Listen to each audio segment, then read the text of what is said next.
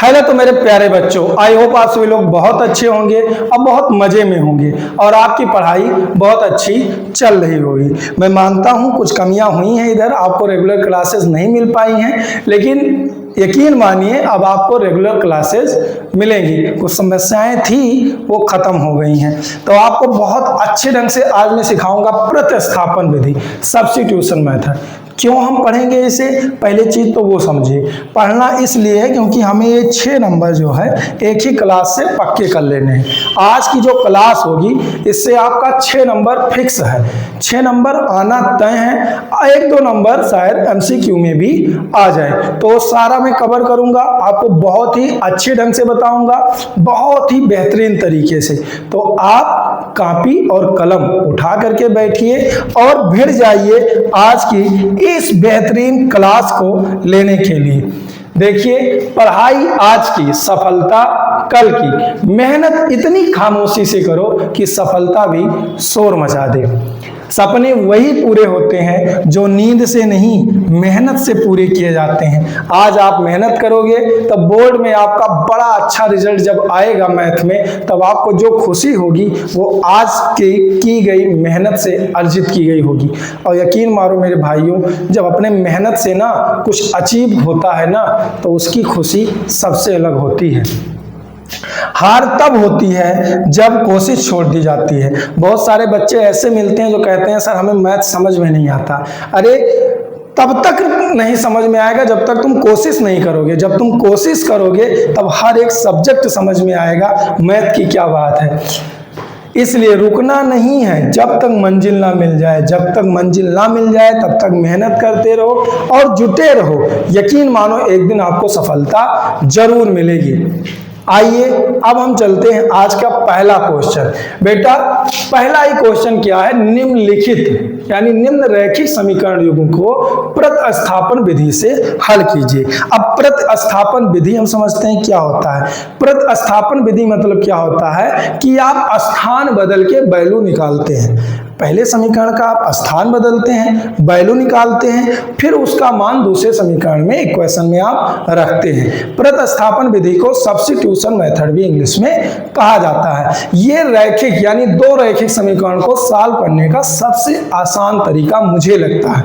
इसके बाद आप पढ़ेंगे विलोपन विधि, वो भी आसान है, लेकिन जिन बच्चों को प्रतिस्थापन समझ में नहीं आएगा, यकीन मानो उनको विलोपन विधि भी समझ में नहीं आएगी। तो अच्छे से क्लास को लेना है और समझना है। देखो रैखिक समीकरण क्या होता है। रैखिक समीकरण एक ऐसा समीकरण जिसकी पावर क्या हो, 1 हो, जिसमें चर की पावर 1 होती है, उसे हम रैखिक समीकरण कहते हैं। इन्हें 2 चर वाले रैखिक समीकरण बोलते हैं क्योंकि इसमें 2 चर होते हैं, x और y, इसलिए इनको 2 चर वाले रैखिक समीकरण भी बोलते हैं। चलिए शुरू करते हैं आज की जो है पहला क्वेश्चन। जो ये इक्वेशन पहले लिखा हुआ है इसे मान लो इक्वेशन नंबर फर्स्ट, जो दूसरा लिखा हुआ है उसे मान लो इक्वेशन नंबर सेकंड। पहले ही अब हम लिखेंगे समीकरण 1 से। समीकरण देखो पहला क्वेश्चन है, बहुत ही आसान है। समीकरण 1 से, समीकरण 1 क्या है, x + y = 14। अब x को एक तरफ रोक लो और इन y भाई साहब को इक्वल के इधर भेज दो, तो इधर प्लस में इक्वल के उधर जाएगा तो हो जाएगा माइनस में। यहां से x की वैल्यू निकल आई, इसे मानो इक्वेशन नंबर 3। अब देखो समीकरण 3 का मान, समीकरण 3 का मान ऐसे आपको पेपर में भी लिखना है। समीकरण 3 का मान समीकरण 1 से प्राप्त किए हो। समीकरण 3 तो 1 में नहीं रखोगे, समीकरण किस में रखोगे, 2 में रखोगे। समीकरण 2 में रखने पर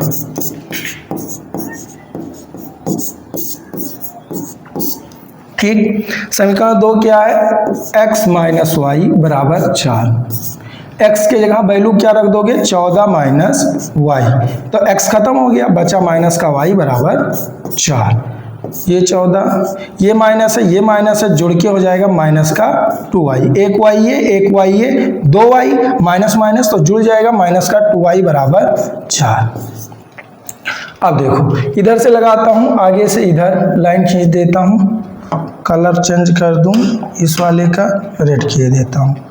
ठीक, ये अब देखो 14 माइनस 2i है, माइनस का 2i इधर रोकता हूँ, इक्वल के इधर क्या भेजता हूँ, इधर 4 है, इधर 14 इक्वल के इधर जाएगा, किस में हो जाएगा, माइनस में।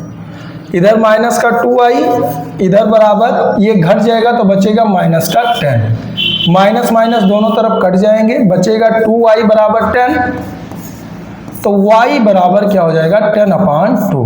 वैल्यू कट गई, कितना आया 5, तो y की वैल्यू क्या आ गई 5। अब y का मान आप चाहे क्वेश्चन फर्स्ट में रख दो, चाहे क्वेश्चन सेकंड में रख दो, लेकिन मैं प्रेफर करूंगा, आपको बताऊंगा, गलती ना ही करनी है। इक्वेशन का मान अगर आप y की वैल्यू समीकरण 3 में रखोगे तो आपके लिए बहुत ज़्यादा इजी हो जाएगा, क्योंकि वहाँ ऑलरेडी x की वैल्यू निकली है, y की वैल्यू रखोगे तुरंत आंसर आ जाएगा। तो y का मान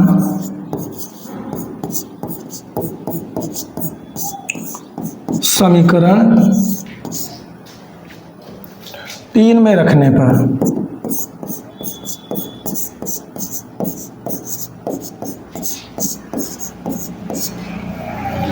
समीकरण 3 क्या है, x बराबर 14 माइनस वाई, तो x बराबर 14 माइनस का यहाँ 5 रख देंगे, तो x बराबर कितना आ गया 9।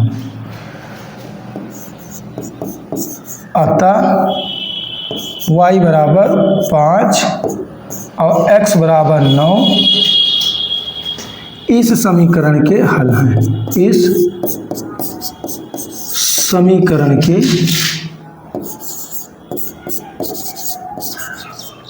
हल हैं।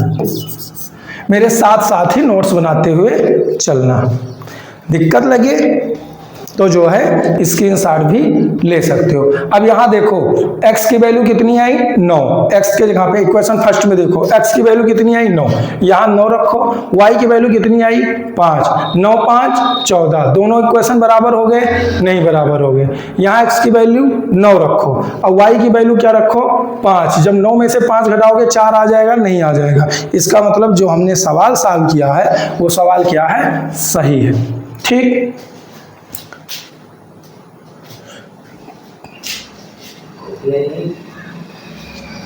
अब देखो, अब अगला सवाल, अगली स्लाइड पे चलते हैं। देखो अगला सवाल क्या है, s माइनस टी बराबर 3 और s/3 प्लस t/2 बराबर 6। बच्चे क्या हो जाते हैं, फंस जाते हैं जब फ्रैक्शन की वैल्यू आ जाए।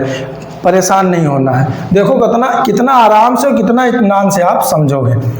इसे मान लेते हैं क्वेश्चन नंबर फर्स्ट, और इनको थोड़ा सा मैं सॉल्व करके आगे आपको करवाता हूँ। देखो 3 और 2 का एलसीएम क्या हो जाएगा 6, तो 3 दूनी 6, 3 का पहाड़ा 3 बार पढ़ोगे 6 आएगा 2 बार, तो 3 दूनी 6, 2 का गुणा s से तो क्या हो जाएगा 2s, प्लस 2 का पहाड़ा पढ़ो 6 आ जाए, 2 त्याई 6, 3 आया, 3 का t से गुणा तो हो जाएगा 3t। फ्रैक्शन जैसे आप सॉल्व करते हैं वैसे 6/1। अब क्या कर दो, क्रॉस मल्टीप्लाई, तो ये हो जाएगा 2s प्लस 3t बराबर, और ये 6 36। ये हो गया आपका इक्वेशन नंबर 2। फ्रैक्शन वाली वैल्यू हट गई, वैल्यू कैसी आ गई, नॉर्मल वैल्यू, जैसे आप इक्वेशन लगाते हैं। अब देखिए, अब हम निकालेंगे समीकरण 1 से, जैसे उसमें किए थे। इतना करने को समीकरण 1 और समीकरण 2 बनाने के बाद लिखेंगे समीकरण 1 से। समीकरण 1 क्या है, s माइनस टी बराबर कितना 3, s की वैल्यू यहाँ रखेंगे, 3 यहाँ, ये पश्चांतर हो जाएगा तो प्लस का क्या हो जाएगा t, इधर वैल्यू माइनस में थी, इक्वल के उधर गई, हो गई प्लस। ये हो गया हमारा इक्वेशन नंबर 3। अब देखो आगे और मजा आएगा। समीकरण 3 का मान, समीकरण 3 का मान समीकरण 3 का मान समीकरण 2 में रखने पर, 2 में रखने पर, ठीक। अब समीकरण 2 क्या है, 2s प्लस 3t बराबर कितना 36। वैल्यू हम किसकी निकाले हैं, s की निकाले हैं, तो वैल्यू हम s के जगह पे रखेंगे तो हो जाएगा 2 और s के जगह पे हो जाएगा 3 प्लस t प्लस 3t। जब वैल्यू लिखते हैं तो ब्रेकर लगाते हैं, वैल्यू रखते हैं तब ब्रेकर लगाते हैं, अच्छी आदत है। हाँ, कुछ लोग नहीं लगाएंगे तब दिक्कत हो जाती है, कैलकुलेशन में वैल्यू भूल जाते हैं, इसलिए आपको ब्रेकर लगाना है। 2 तिहाई 6 प्लस 2 का गुणा हो गया t से यानी हो गया 2t प्लस क्या हो गया 3t इक्वल हो गया 36। अब आगे देखो, 6 तो इधर ही, 6 को उधर भेज दो और इन दोनों को जोड़ दो, तो 3 तो कितना हो गया 5t बराबर इधर 36 माइनस का हो जाएगा 6। अब 5t इक्वल ये घट जाएगा हो जाएगा 30, तो t बराबर कितना आ गया 30/5, 5 गन्नम 5, 5 6 30, तो t की वैल्यू क्या आ गई 6।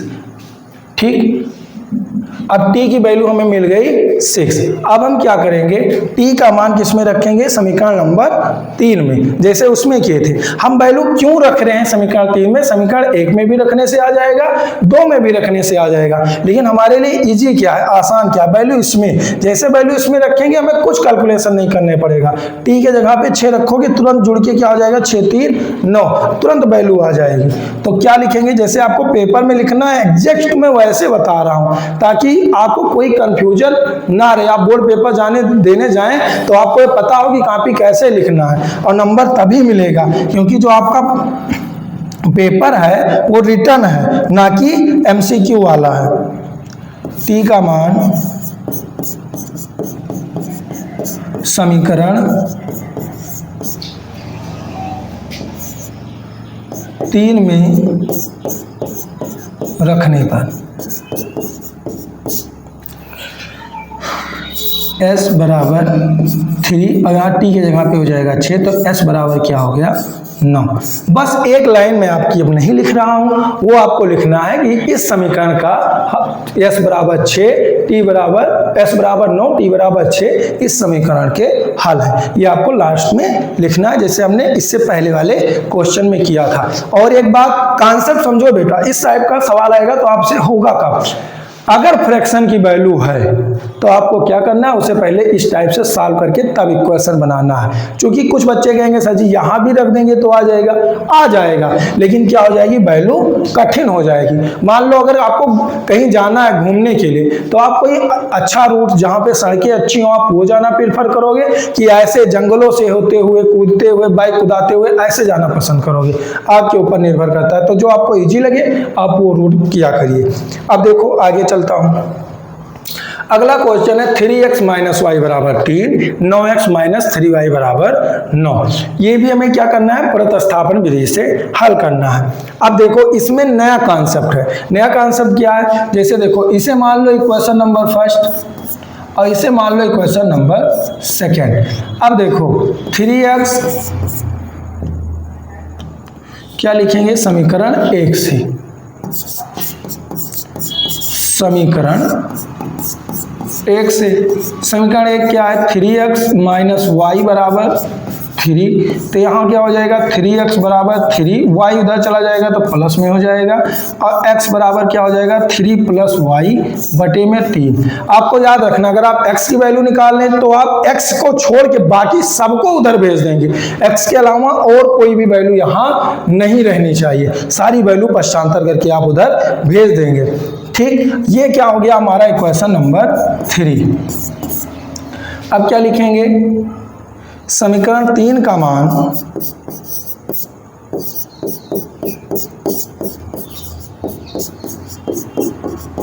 समीकरण 2 में रखने पर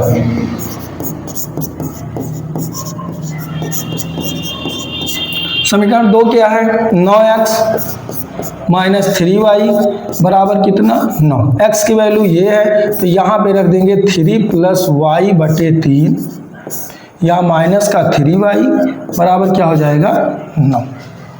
आगे देखो, जब गुणा होगा तो 9 का 3 से होगा, 9 त्रिक 27 प्लस 9y बटे में 3 माइनस का 3y बटे में कुछ नहीं, 1 मानेंगे, बराबर कितना 9, इससे गुणा हुआ, 9 त्रिक 27, 9 का y से 9y बटे में 3।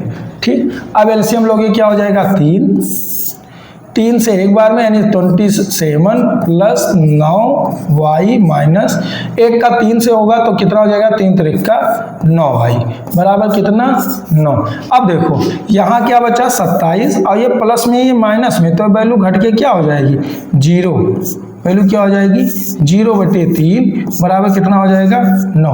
क्या यहाँ कोई चर राशि बची x और y कैंसिल हो गई, x आपके पास है नहीं, तो अब क्या है कि ये दोनों समीकरण क्या हैं बराबर है, ये दोनों समीकरण क्या हैं बराबर है। यहाँ पे लिखोगे समीकरण 1 तथा समीकरण 2 दोनों बराबर है,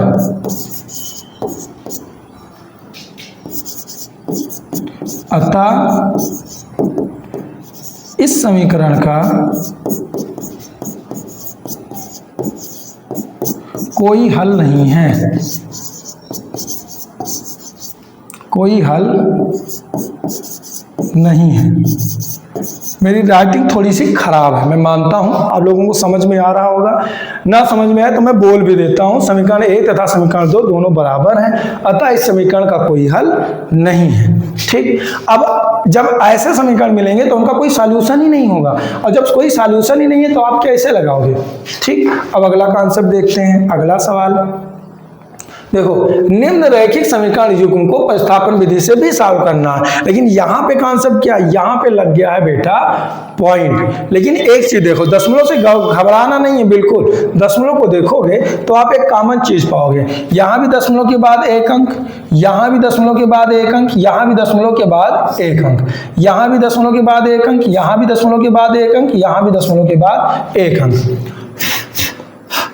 देखो समीकरण की एक खासियत होती है, खासियत क्या होती है, अगर आप जैसे तराजू देखा है तौलने वाला, वो जो कांटे और बाट से तौला जाता है, बाट उठा के चाहे इधर रख दो जिस तरफ कटोरा होता है, और जो चीनी रखनी है जिस तरफ बाट रखा जाता है चाहे उस तरफ रख दो, बराबर वो बताएगा, तौल उतनी ही बताएगा। तो इक्वेशन में अगर आप कोई भी LHS को अगर आप किसी पद से गुणा करा रहे हैं और उतने ही RHS को भी करवा रहे हैं तो इक्वेशन में कोई भी फर्क नहीं पड़ता। तो यहाँ सिंपली हम क्या कर देंगे 10 से मल्टीप्लाई करवा देंगे। ठीक, और यहाँ भी क्या कर देंगे 10 से मल्टीप्लाई। अब देखो जब 10 से इधर मल्टीप्लाई कराए तो ये क्या हो गया 2x प्लस 3y बराबर का 13, इक्वेशन नंबर फर्स्ट। इधर 10 से गुणा कराए तो क्या हो गया 4x प्लस 5y बराबर का 23, इक्वेशन नंबर क्या हो गया 2।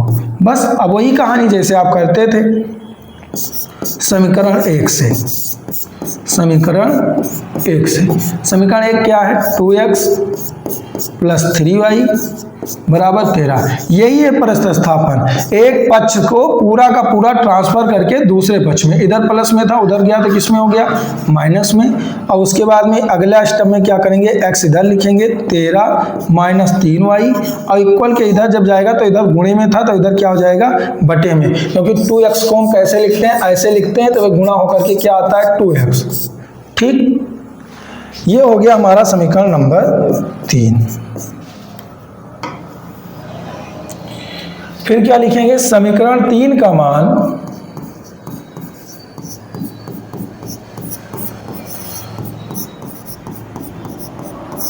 समीकरण 2 में रखने पर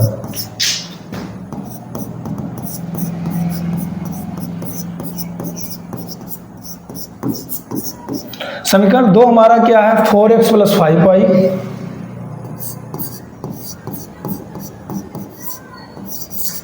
बराबर क्या होगा 23। ठीक, अब पश्चांतर करो, 4x बराबर ये हो गया, पश्चांतर क्यों करना,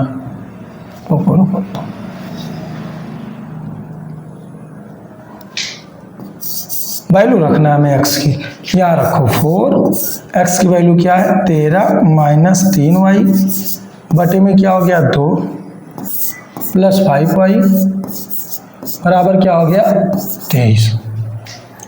गुणा हो गया 13 चौका 52 माइनस 4 3 12y बटे में 2 प्लस में 5y बटे में क्या हो गया 1, फिर यहाँ 23, 2 1 का लासा हो गया 2, तो इधर आ गया 52 माइनस 12y, फिर ये प्लस 1 का 2 बार गुणा होगा तो 2 5 दूनी 10y बराबर क्या हो गया 23। अब आगे क्या करोगे कैलकुलेशन आसान, देखो ये y में है तो यही घटेगा बढ़ेगा, तो 12 में से 10 चला गया तो 2y बराबर, अब 23 का 2 से गुणा हो गया तो हो गया 46, 23 दूना 46, क्रॉस मल्टीप्लाई हो जाता है ये यहाँ पे क्या हो जाएगा क्रॉस मल्टीप्लाई। अब देखो माइनस का 2y इक्वल के उधर जाएगा तो हो जाएगा 46, ये प्लस में था तो उधर जाएगा हो जाएगा माइनस में 52। अब घटाओ माइनस का 2y और ये माइनस होगा तो बचेगा माइनस का 6, माइनस से माइनस कट गया तो y बराबर क्या आ गया बेटा 6/2 और 2 से कट गया आ गई वैल्यू 3, यानी y का मान क्या आ गया y बराबर आ गया बेटा 3। ठीक, y बराबर वैल्यू क्या आ गई 3। अब y का मान किस में रखेंगे, समीकरण किस में रख दो 3 में, तो वैल्यू और आसान हो जाएगी। तो हम रखते हैं y की वैल्यू क्या, समीकरण 3 क्या है x बराबर, यहाँ लिखते हैं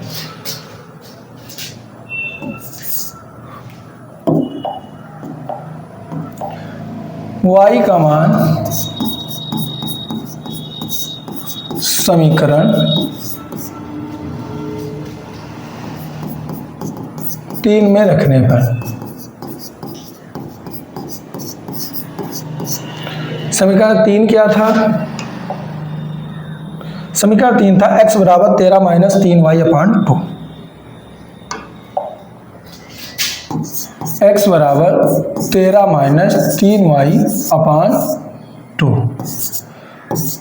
y की वैल्यू कितनी आई थी, y की वैल्यू आई थी 3/2, x बराबर 13 3 त्रिक का 9 बटे 2, x बराबर ये घट गया कितना बचा 4 4/2, 2 से 4 कट गया यानी 2 दूनी 4, x बराबर 4।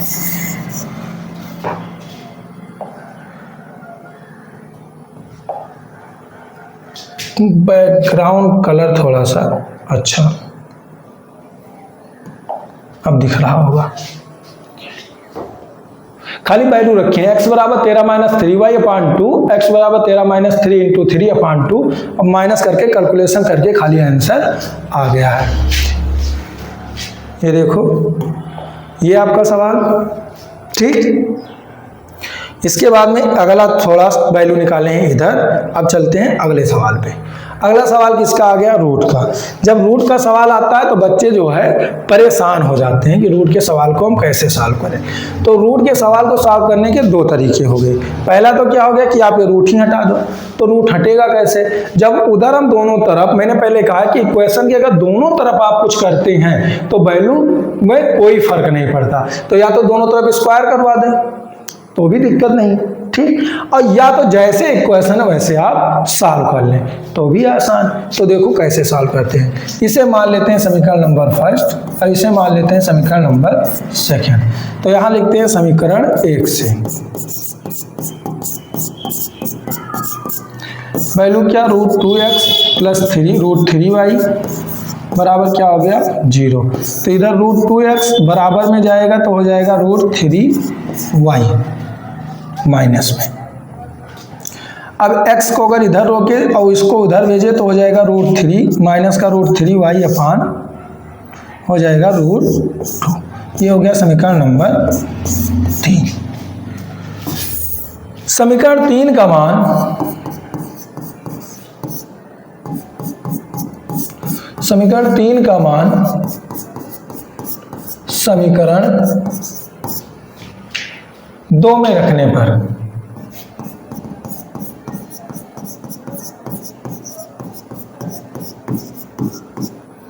ठीक, समीकरण 3 का मान समीकरण 2 में रखने पर समीकरण 2 हमारा क्या है, √3x माइनस √8y बराबर में क्या हो गया 0। अब यहां रखो √3, x की वैल्यू क्या है जो हमने निकाली है, माइनस का √3y अपान ब्रैकेट में √2। यहाँ क्या आया √8y बराबर 0। इसका गुणा हो जाएगा तो हो जाएगा 3y माइनस का बटे में √2। ठीक, माइनस का क्या हो गया √8y बटे में 1 बराबर क्या हो गया 0। एलसीएम लोगे तो क्या आएगा √2 हो गया तो हो जाएगा माइनस का 3y माइनस, यहाँ जब गुणा करोगे तो √2 और √2 का √8 से गुणा होगा। तो देखो √2 का गुणा जब √8 से होगा तो 8 और √2 का गुणा होगा तो हो जाएगा √16 और √16 को जब बाहर निकालोगे तो आएगा 4, क्योंकि 4 चौक 16 और √8 और 2 का गुणा तो 16। और यहाँ 1 का पहाड़ा पढ़ोगे तो √2 कब आएगा जब √2 बार पढ़ोगे। ठीक, यानी क्या आ गई वैल्यू यहाँ पे 4। कैसे आई वो भी मैंने आपको बताया। ठीक, तो यहाँ आ गई 4y बराबर क्या हो गया 0.1। ठीक, अब जब इसका जब गुणा कराओगे तो √2 का गुणा 0 से होगा तो वैल्यू क्या हो जाएगी 0। भाई क्रॉस मल्टीप्लाई जब कराओगे तो यहाँ माइनस का 3y माइनस का 4y बराबर क्या हो गई वैल्यू 0। ये अगला वाला यही समझाता हूँ, बगल में देखना। अब माइनस और ये माइनस दोनों जुड़ जाएगा तो क्या हो जाएगा माइनस का 7y बराबर क्या हो गई वैल्यू 0। ये -3 -4 जुड़ के क्या हो गई माइनस का 7y बराबर क्या हो गई 0। अब इस y को इधर रोको और इसको इधर भेजोगे तो 0/-7, तो y की वैल्यू क्या आ गई भाई -7 को 0 से भाग करोगे तो वैल्यू क्या आएगी 0। तो y की वैल्यू क्या आ गई 0। y की वैल्यू क्या आ गई 0। आप ऐसे भी कर सकते थे, दोनों तरफ आप स्क्वायर करके भी सॉल्व कर सकते थे और रूट वाले तरीके से भी आप सॉल्व कर सकते थे। जैसे आप स्क्वायर करते ये रूट हट जाता, ये रूट हट जाता, ये भी इधर भी रूट हट जाता और इधर भी रूट हट जाता। तो आप रूट हटा करके यहाँ पे खाली एक लाइन लिखना कि दोनों तरफ स्क्वायर करने पर या दोनों तरफ वर्ग करने पर, स्क्वायर नहीं वर्ग, दोनों तरफ वर्ग करने पर दोनों वैल्यू का रूट हट जाता। अगर रूट नहीं हटाना चाहते तो ऐसे भी आप सवाल सॉल्व कर सकते हैं y बराबर 0। अब y का मान वैल्यू x में रखते हैं। y का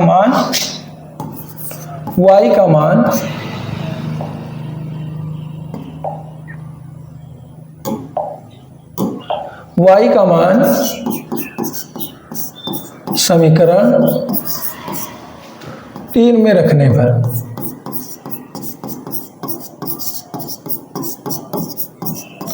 y का मान समीकरण 3 में रखने पर क्या था x बराबर माइनस का √3y/2। तो x बराबर माइनस का √3 इंटू y की वैल्यू 0/2।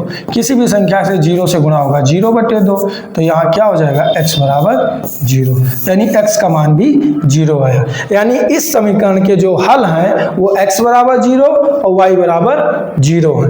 ठीक, अब अगला क्वेश्चन ये आया 3x/2 -5y/3 बराबर -2 और x/3 + y/2 बराबर 13/6। ये है आपका सवाल। देखो मैंने जो आपको तरीका बताया उस हिसाब से आप करना। तरीका क्या है, सबसे पहले हम इन्हें इक्वेशन मानेंगे ही नहीं, पहले हम सॉल्व कर लेंगे। तो सबसे पहले हम सॉल्व करते हैं 3x/2 -5y/3 बराबर -2। दोनों का एलसीएम हो गया 6, 2 तिहाई 6 तो 3 3 का 9x, 2 का 6 यानी 2 तिहाई 6, 3 आया, 3 का 3 से गुणा तो 9x माइनस 3 दूनी 6, 2 आया, 3 का पहाड़ा पढ़ो 6 आ जाए, 3 दूनी 6, 2 और 5 दूनी 10y। 2 3 का मैंने 6 कैसे लिख दिया, इनका मैं एलसीएम निकाल रहा हूँ। ऐसे मत करना कि डायरेक्ट 2 और 3 का गुणा करके, एलसीएम निकाला जाता है। ठीक, अब बराबर क्या हो गया -2, क्रॉस मल्टीप्लाई, इधर गुणा हुआ तो हो जाएगा 9x माइनस 10y बराबर, एक गुणा हुआ तो 6 दूनी 12 -12। अब क्या करोगे, अब पश्चांतर करो, इधर ही के देता हूं, उधर लाइन खींचेंगे। 9x बराबर -12 और -10y गया तो क्या हो गया +10y। 9x इधर था, उधर गया तो क्या हो गया प्लस में। ठीक, अब क्या होगा x बराबर -12 + 10y बटे में क्या हो गया 9। ये बन गया आपका इक्वेशन नंबर ये यही बनाते हैं हम। मैंने ज़्यादा लंबा कर दिया इस वजह से। रुको मैं बताता हूँ, कंफ्यूज ना करो, जैसे सवाल सॉल्व कर रहे थे वैसे। ये आ गया, इसे मान लो इक्वेशन नंबर फर्स्ट, ठीक, इसे मान लो इक्वेशन नंबर फर्स्ट। अब दूसरा वाला x/3 प्लस y/2 बराबर क्या हो गया 13/6। इन दोनों का एलसीएम लोगे 6, ठीक, 3 दूनी 6 यानी 2x, और 2 का 3 से यानी 2×3 6 यानी यहाँ 3y बराबर क्या हो गया 13/6, ठीक। दोनों तरफ वैल्यू क्या है, सेम है। देखो डिनोमिनेटर में इधर भी 6 है और इधर भी 6 है, तो वैल्यू क्या हो जाएगी, कैंसिल, 6 से 6 कैंसिल हो गई। तो बचा क्या 2x प्लस 3y बराबर क्या हो गया 13। ये क्वेश्चन नंबर हो गया दूसरा। 2x प्लस 3y बराबर 13 माइनस 2, ये क्वेश्चन नंबर क्या हो गया दूसरा। अब आप यहाँ जैसे आप सॉल्व करते थे वैसे आप सॉल्व कर सकते हैं। यहाँ लिखिए समीकरण 1 से, समीकरण 1 क्या है 9x माइनस 10y बराबर माइनस का 12। तो 9x इधर रोको, माइनस का 12 बट, और फिर ये प्लस का इधर जाएगा तो प्लस में हो जाएगा क्योंकि माइनस में था, तो प्लस का 10y, फिर इधर x बराबर माइनस का 12 प्लस का 10y बटे में क्या हो जाएगा 9। ये हो गया इक्वेशन नंबर 3। अब अगला स्टेप, समीकरण 3 का मान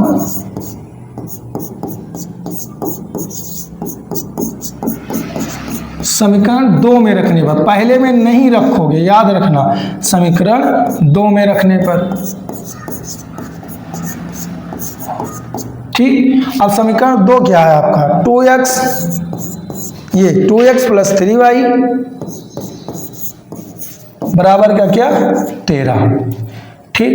अब यहाँ 2 ब्रेकेट लगाओगे, क्या रखोगे माइनस का 12 प्लस का 10y बटे में क्या 9 प्लस का 3y बराबर क्या 13।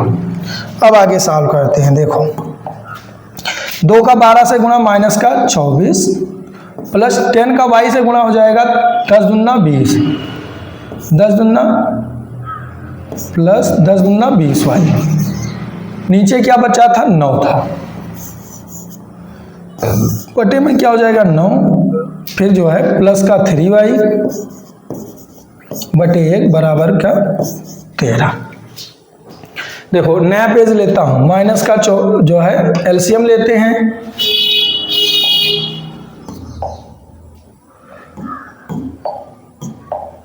देखो क्या था वो देख लो एक बार, माइनस का 24 प्लस 20y अपान 9 प्लस 3y,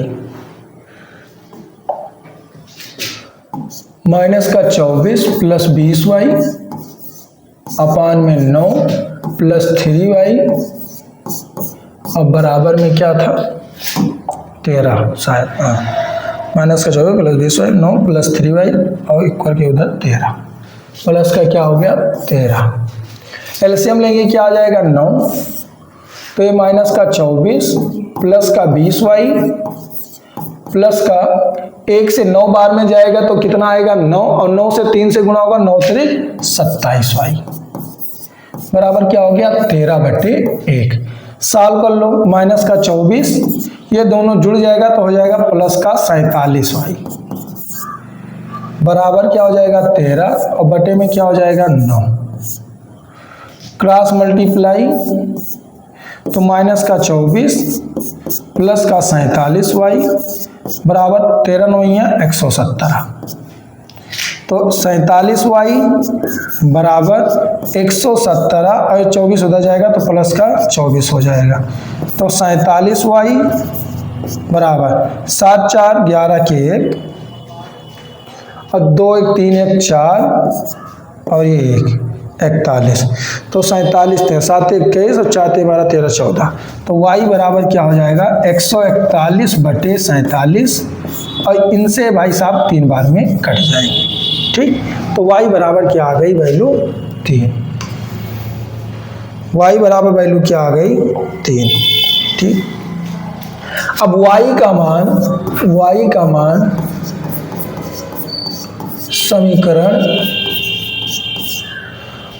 मान समीकरण 1 में रखने पर।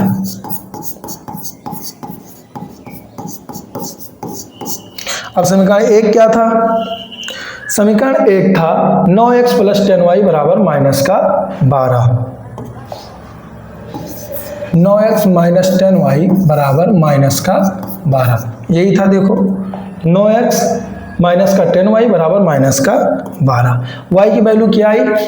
3। तो यहाँ रखेंगे 9x माइनस 10 इंटू क्या हो जाएगा 3 माइनस का 12, फिर हो जाएगा 9x माइनस का ये हो जाएगा 30 बराबर माइनस का 12। तो 9x बराबर हो जाएगा माइनस का 12 और इधर जाएगा तो प्लस का 30।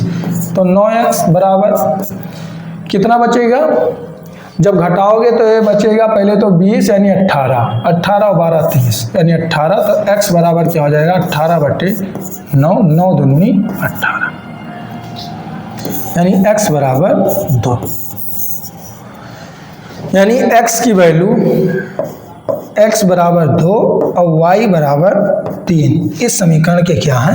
हल है। सवाल थोड़ा सा लंबा था, मैंने करवा दिया, मैंने छुड़वाया नहीं। मैंने कहा ठीक है, अगर बच्चों को हो सकता है ना समझ आए, अगर कोई दिक्कत है समझ में ना आया तो वीडियो को थोड़ा सा जो है रिवर्स कर लेना, बैक कर लेना, उसके बाद देख लेना। ठीक, इधर आपका ये सॉल्यूशन आधा और आपका पूरा इधर सॉल्यूशन। ठीक, इसके बाद में आधा इधर। अब देखते हैं अगला क्वेश्चन क्या है। ये देखो यहां क्या करना है? अब दूसरा आ गया 2x प्लस 3y बराबर 11, 2x माइनस 4y बराबर माइनस का 24 को हल कीजिए और इससे m का वह मान ज्ञात कीजिए जिसके लिए m का मान ज्ञात कीजिए जिसके लिए y बराबर mx प्लस 3 हो। यानी सबसे पहले हमें x की वैल्यू चाहिए और y की वैल्यू चाहिए। ठीक, बारिश बंद हो गई।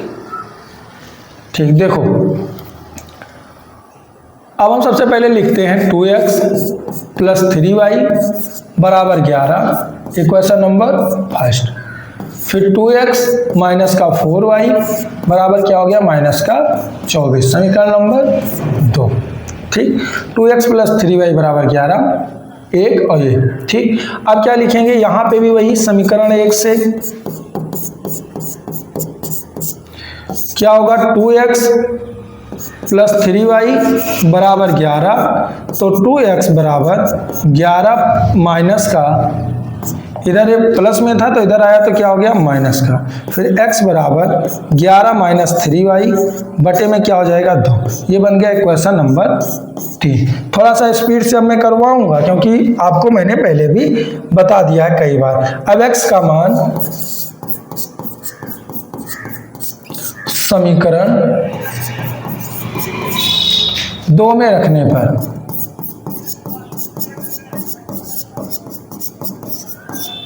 समीकरण 2 क्या था? 2x माइनस 4y बराबर माइनस का 24। तो x के जगह पे x की वैल्यू 11 माइनस 3y अपान में 2 ब्रैकेट माइनस 4y बराबर क्या हो गया? माइनस का 24 बटे में 1। 11 दूना 22 माइनस 2 3 6y बटे में क्या हो गया? 2 माइनस का 4y बटे में 1 बराबर माइनस का 24 बटे 1। ठीक, गुणा कर लेंगे तो एलसीएम आएगा 2, 2 से घटेगा 22 माइनस 6y कटेगा ही नहीं, 2 का नम 2, 1 दूना 2 तो 4 दूनी 8y, 8y बराबर माइनस का 24। ठीक, फिर जब कैलकुलेशन करेंगे तो हो जाएगा 22, ये दोनों जुड़ जाएंगे तो 8 6 14y बटे में 2 और बराबर क्या हो जाएगा? माइनस का 24 बटे 1। इधर सॉल्व कर दो, इधर कोने पे। ठीक, तो कलर बदले दे रहा हूँ, दिखाई देगा। अब क्या करेंगे बेटा? अब करेंगे हम 22 माइनस 14y अपान 2 था, तो इस 22 को तो क्रॉस मल्टीप्लाई कर देंगे। ठीक, तो यहाँ हो जाएगा 22 माइनस 14y बराबर 24 दूना 48, यही था 2 का गुणा 24 से, माइनस का 14y बराबर माइनस का 48 और इधर माइनस का 22, तो दोनों जुड़ जाएंगे तो 8 2 10 के 0, और 4 2 6 1 7 यानी माइनस का 70, माइनस से माइनस कट गया, y बराबर हो गया 70/14 और 14 का नाम 14, 14 पंचे 70, तो y की वैल्यू क्या आ गई 5। ठीक, अब क्या करेंगे अगला स्टेप, y का मान समीकरण 1 में रखने पर, 1 में रखने पर, समीकरण 1 क्या था, समीकरण 3 में रखेंगे, ज़्यादा इजी रहेगा, वही तो मैं तभी से बता रहा हूँ। समीकरण 3 में रखने पर, समीकरण 3 क्या था, x बराबर 11 - 3y बटे में क्या था 2, तो x बराबर 11 - 3 इंटू क्या हो जाएगा 5/2। ठीक, अगले स्टेप में सॉल्व कर दूं।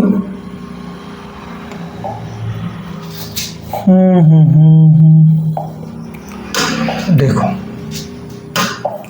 कितना आया था वो देख लेते हैं, 11 - 3 यानी 11 और इन दोनों का गुणा हो जाएगा तो 11 - 15/2, यही तो 11 - 15/2, 11 में से 15 घटेगा तो कितना आएगा बेटा 4, माइनस का 4/2, 2 का नाम 2, 2 दूनी 4, तो x बराबर माइनस का 2। अब हमारे पास x की वैल्यू भी है और y की वैल्यू भी है। x की वैल्यू कितनी है माइनस का 2 और y की वैल्यू कितनी है, y की वैल्यू है प्लस का 5। निकालना किसका है, y बराबर mx + 3,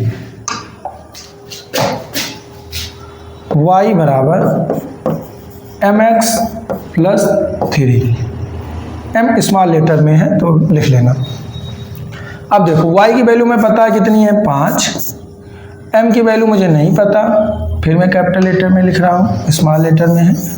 x की वैल्यू मुझे पता है माइनस का 2 प्लस का 3, इस प्लस के 3 को इधर भेज दो तो क्या हो जाएगा माइनस का 3, इधर इससे गुणा हो जाएगा तो माइनस का 2m, ये माइनस होगा तो कितना आए बचेगा प्लस का 2, प्लस का 2 बराबर माइनस का 2m, m भाई साहब इधर रुकेंगे, -2 को इधर भेजेंगे तो क्या हो जाएगा माइनस का 2, ये कट गया तो m की वैल्यू क्या आ गई माइनस का, m बराबर माइनस का 1। अतः m का मान -1 है। देखो एक बार फिर से मैं बताता हूं, समझना। सबसे पहले उसने क्या कहा था कि समीकरण दिया हुआ था, हमसे पूछा था y बराबर mx + 3 हो, तो इनका मान, हमें m का मान निकालना है, तो हमने x का मान ज्ञात किया और y का मान ज्ञात किया, जैसे हम प्रतिस्थापन विधि से ज्ञात करते थे। उसके बाद में हमने y की जगह y की वैल्यू और x की जगह x की वैल्यू पुट कर दी, फिर हमने इक्वेशन सॉल्व कर लिया। इक्वेशन जब सॉल्व किया तो हमें वैल्यू क्या मिल गई, m बराबर -1। अब अगला देखो, अब ज्यादा सवाल नहीं है, थोड़े थोड़े छोटे छोटे सवाल है। दो संख्याओं का अंतर देखो, निम्न समस्या में रैखिक समीकरण युग्म बनाइए, हल प्रतिस्थापन विधि द्वारा, ये द्वारा लिखा है बेटा थोड़ा सा, ठीक, प्रतिस्थापन विधि द्वारा ज्ञात कीजिए। दो संख्याओं का अंतर 26 है और एक संख्या दूसरी संख्या की 3 गुनी है। दो संख्या है, दोनों की संख्याओं का जो अंतर है 26 है, कोई बात नहीं। अब हम सॉल्व करते हैं। माना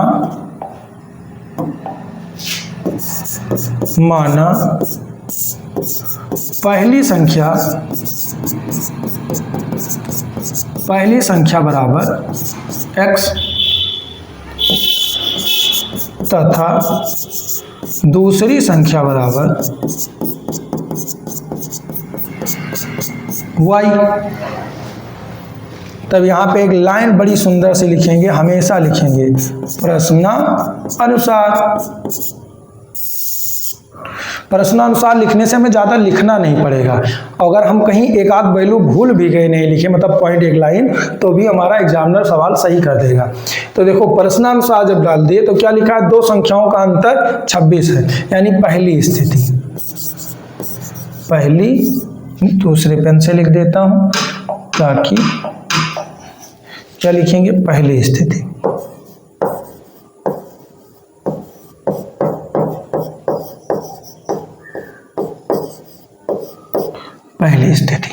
पहली स्थिति में क्या कह रहा है वो, दो संख्याओं का अंतर 26 है, यानी x - y बराबर 26। ये हो गया क्वेश्चन नंबर फर्स्ट। और एक संख्या दूसरी संख्या की 3 गुनी है, यानी दूसरी विधि, दूसरी स्थिति।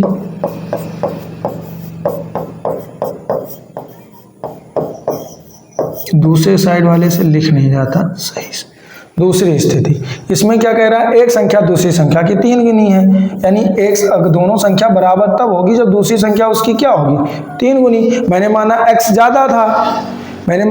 ज्यादा था, तो जब 3y, वो जब y को मैं 3 से गुणा करवाऊंगा तब तो दोनों बराबर होंगे, तो x बराबर 3y। ये बन गया क्वेश्चन नंबर दूसरा। अब देखो, अब सॉल्व करते हैं समीकरण 1 से। समीकरण 1 क्या है, x माइनस वाई बराबर 26, तो x पश्चांतर होके हो जाएगा 26 प्लस वाई। समीकरण नंबर 3, समीकरण 3 का मान, 3 का मान समीकरण 2 में रखने पर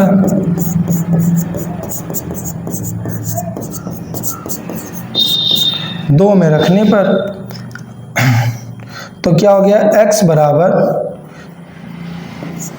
3y था, तो मैंने x के जगह पे रख दिया 26 प्लस वाई। इन भाई साहब को इधर ले आए तो हो गया माइनस का 3y बराबर क्या हो गई वैल्यू 0। तो अब 26 को उधर भेजेंगे तो ये हो जाएगा, y में से 3y घटेगा तो हो जाएगा माइनस का 2y। 26 उधर भेजे तो हो जाएगा माइनस का 26, माइनस से माइनस कट गया, y बराबर आ गया 26/2। वैल्यू कट गई तो y बराबर क्या आ गया 13। अतः y का मान क्या आ गया हमारे पास 13। ठीक, तो y का मान समीकरण 3 में रखने पर, समीकरण 3 क्या है, x बराबर 3y, तो x बराबर 3 इंटू क्या हो गया 13, तो x बराबर हो गया 13 तिया 39। अतः एक संख्या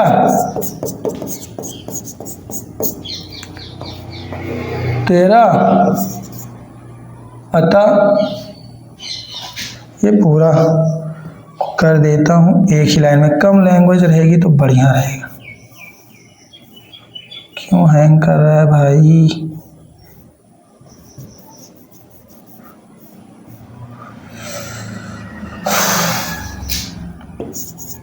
अतः संख्याएं 13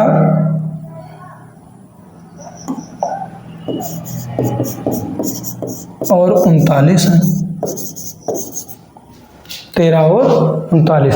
सबसे पहले जो दिया था वो लिखा, माना पहली संख्या x है, दूसरी संख्या क्या है y।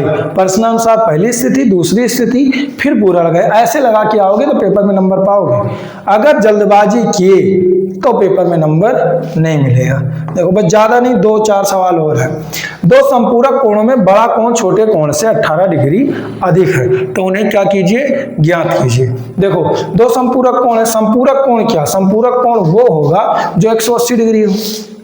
संपूरक कोण वो जो 180 डिग्री हो, कोटपूरक कोण वो जो 90 डिग्री हो। यानी दो कोणों का योग जब 180 डिग्री होता है तो उन्हें संपूरक कोण कहते हैं। तो देखो माना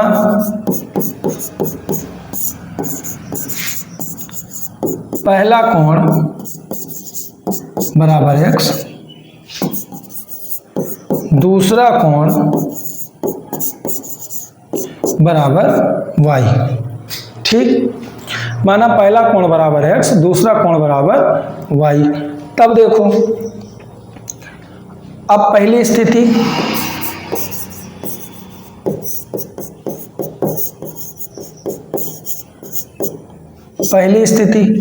पहली स्थिति क्या होगा बेटा, दो संपूरक कोण में बड़ा कोण छोटे कोण से 18 डिग्री अधिक है। पहली स्थिति यही बनेगी। तो दो संपूरक कोण है तो दोनों का जोड़ कितना होना चाहिए, 180 डिग्री। ठीक, दूसरी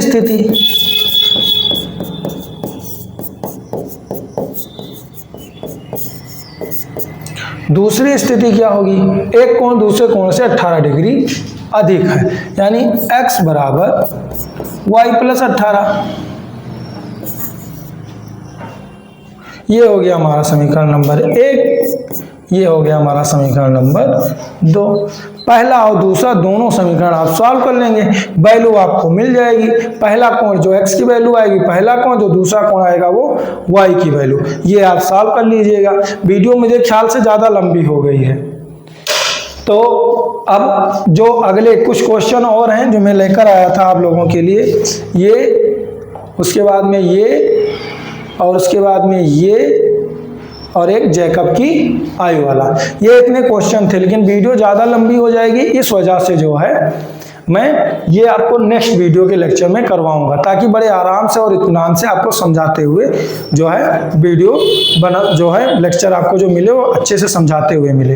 तो ध्यान रखिएगा, अपना ख्याल रखिएगा और अच्छे से पढ़ते रहिए, मेहनत करिए। लेक्चर आपको रोज डेली मिलेंगे, एक लेक्चर तो आपको मैथ का रोज पर डे मिलेगा, ये मेरी कोशिश रहेगी। और अच्छे से पढ़िए, वीडियो को शेयर करिए, अगर समझ में आता है तो लाइक और जो है कमेंट जरूर करा करिए, इससे हौसला बढ़ता है। तब तक के लिए नमस्कार, जय।